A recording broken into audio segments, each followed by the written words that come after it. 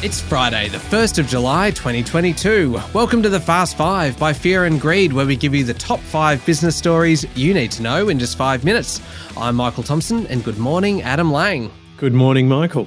Adam, 5 stories to rip through in 5 minutes. Let's jump into it. Story number 1, the dismal performance of markets over the last year. Of course, today is the first day of the new financial year, but in the one that finished yesterday, the S&P ASX 200 lost 10.2%, would you believe? Pretty ordinary when you compare it with the previous financial year when it ended up 24%. Michael, it's been a bumpy ride and the list of factors is pretty wide-ranging. In the last year, we've had the war in Ukraine, inflation spike, interest rates climbing here and overseas, the ongoing fallout from COVID with lockdowns ending and borders reopening. Amongst all of that, the biggest loser was the tech sector, down 38%. Consumer discretionary was next, off 22%. And a perfect example of that is JB Hi-Fi, which fell 24% over the last year, neatly in line with the rest of the sector. And that's reflecting our changing buying behaviour post-lockdowns.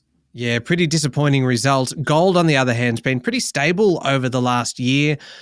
Crypto, however, has been anything but, with Bitcoin dipping back below $20,000, a long way from its peak of nearly $70,000 in November. On to story number 2 this morning, Adam. It is also a significant day today for superannuation for 3 reasons. Number 1, compulsory super turns 30 today. The guarantee rises as well from 10% to 10.5% as the amount of your salary that is paid to you as super.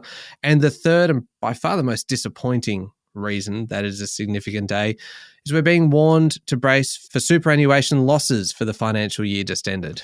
That's right, Michael. The Financial Review reports it's only the 5th time since compulsory superannuation began in 1992 that we can expect to lose money on our super funds following the poor performance on the stock market. Story number 3 this morning, Adam. Beijing has fired back at Prime Minister Anthony Albanese for suggesting that China should look at the lessons from the Ukraine conflict and distance itself from Russia.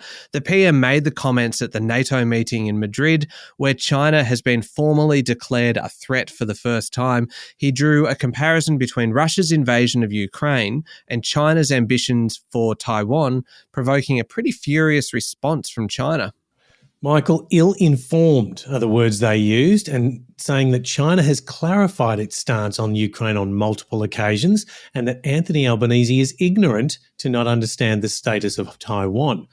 It's all in an editorial in the state-owned media outlet China Daily that goes on to say that Beijing had, quote, displayed goodwill, unquote, towards Mr. Albanese since his election win and was willing to improve ties, but it claims Canberra hasn't reciprocated.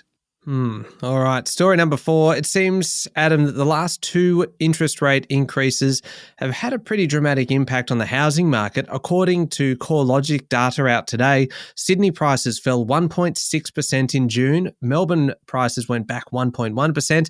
The downturn's getting sharper. Yeah, it certainly seems that way. Growth in Brisbane has flattened right out to just 0.1% last month. The only standout now is Adelaide with a 1.3% growth rate. Units are holding their value a little better in the bigger capitals. Across the quarter, Sydney house prices were down 3% compared to a 2.1% drop for units.